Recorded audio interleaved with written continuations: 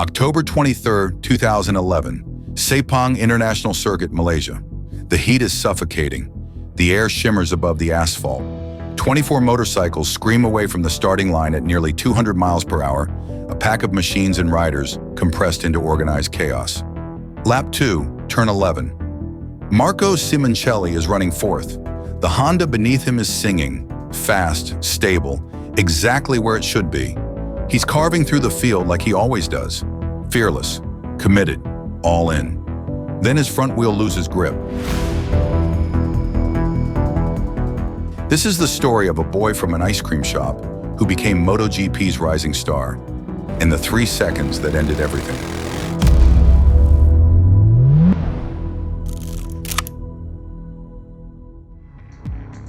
Marco Simoncelli wasn't supposed to be here.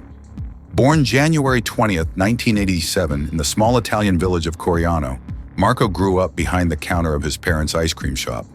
While other kids dreamed of racing, Marco was scooping gelato and making small talk with tourists. But his father loved motorcycles. At 4 years old, Marco received a tiny Suzuki pocket bike for Christmas. By 7, he was tearing around the fields near his home, hair flying, grin plastered across his face. "I spent my childhood between ice creams and motors," he'd later say. By 12, he'd won an Italian mini-moto championship. By 15, the European 125cc title. By 17, he was winning Grand Prix races in the rain at Jerez, thrilling Italian crowds who'd never seen anyone ride quite like this kid with the wild curly hair. Marco was impossible to miss. Tall, lean, with a shock of curls spilling out of an oversized helmet. He looked more like a rock star than a racer. He wore Jimi Hendrix t-shirts. He joked that he'd race for free or even pay to do it. He attacked every corner like it owed him money. In 2008, riding for the struggling Galera factory in the 250cc class, Marco won 6 races and captured the world championship. He was 21 years old. The future was limitless. 2010. Marco Simoncelli makes the leap to MotoGP. The premier class, the show, the place where legends are made or broken, it's brutal. The bikes are faster, heavier, angrier. The competition is ruthless. Casey Stoner, Valentino Rossi, Jorge Lorenzo, these aren't just fast riders. They're assassins on 2 wheels. Marco's first season is a learning year. 8th in the standings, a best finish of 4th, some brilliant moments, some crashes, but he's learning, adapting, getting faster. Then comes 2011. Riding a factory Honda, Marco is finally competing with the elite. He scores his first podiums, 3rd in the Czech Republic, 2nd at Phillip Island. He leads races. He battles the championship contenders wheel to wheel, refuses to give an inch, refuses to back down. His riding style is aggressive, some say too aggressive. Jorge Lorenzo warns him at 300 kilometers per hour, it's a dangerous sport and you have to think about what you do. But that fearlessness is what makes Marco special. What is it like racing a bike like this down the main straight at Phillip Island at 320 kilometres an hour? Things must happen so quickly, but look, you're smiling when you talk about it. Yeah, it happened all so quickly, but when you are on the bike, you don't. I don't understand that I'm going so fast and that the thing happened so quickly. He races with pure joy, celebrates podiums with arms thrown high like a kid who just won everything. His friendly rivalry with Rossi, teasing the champion in the paddock, then battling him on track, becomes part of MotoGP legend. By October 2011, everyone knows Marco Simoncelli is the future of the sport. He just needs time. October 23, 2011, 4:02 p.m. local time. The race has barely started. Marco is running 4th, chasing Casey Stoner and Danny Pedrosa ahead. Everything is working. The bike feels good. He's in the hunt. Turn 11, lap 2. His front wheel washes out.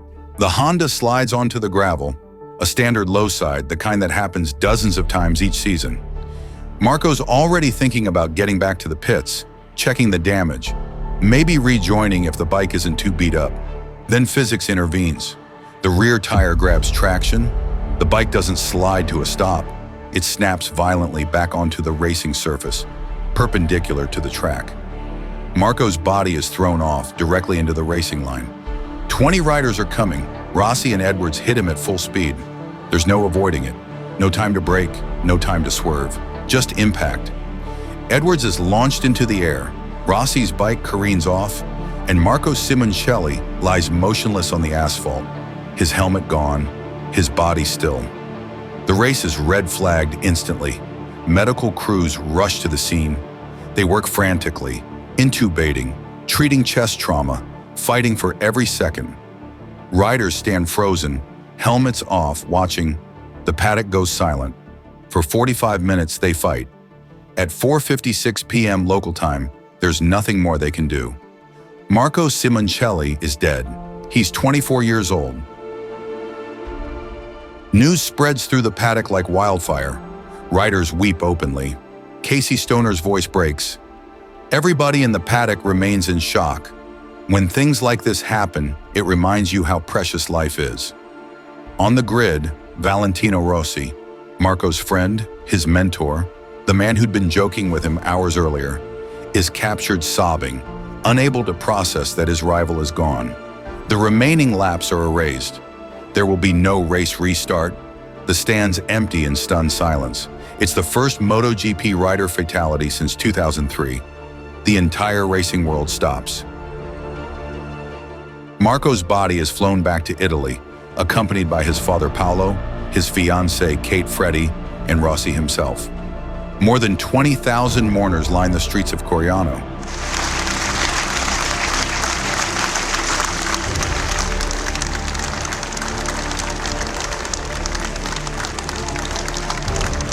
At the church, his racing bikes are displayed. The Galera that carried him to the 250cc championship, the 2011 MotoGP Honda he'd been riding just days before. His coffin is open. People wear number 58 t-shirts. They carry roses and candles. Soccer stadiums across Italy hold moments of silence. National newspapers fill their pages with his smile. For days, Italian sport pauses to mourn a boy from an ice cream shop who became a champion. The Misano World Circuit was renamed in his honor in 2012. Misano World Circuit Marco Simoncelli. In 2016, his number, 58, was permanently retired from MotoGP competition. No Italian rider will ever wear it again. His father Paolo founds SIC 58 Squadra Corse, a racing team that develops young talent under Marco's emblem. Valentino Rossi says his VR46 Riders Academy exists partly in Marco's honor, because Marco was the first rider he ever truly mentored. Even Sebastian Vettel, the Formula One champion, dedicates his 2011 Indian Grand Prix victory to Marco. In Coriano, a flame burns for 58 seconds every Sunday. Marco Simoncelli lived 24 years. He raced motorcycles for most of them. He won championships, thrilled millions, and pushed every limit he found. What endures isn't the horror of turn 11, it's the big hair and the bigger smile. It's the memory of a kid who refused to hold back, who raced with pure joy, who made everyone believe that with enough passion and courage, anything was possible. He never got to see how fast he could go, never got to win that first MotoGP race, never got to challenge for a championship. But for everyone who watched W58 fly around circuits with that fearless style, Marco Simoncelli will always be remembered, not for how he died, but for how completely, how joyfully he lived. Speed took him too soon, but his spirit remains on every track, in every rider who refuses to settle, in every fan who remembers what it looks like when someone races like there's no tomorrow. Sometimes, tragically, there isn't. Don't forget to subscribe for more incredible daring adventures. Thanks for watching, and I'll see you in the next one.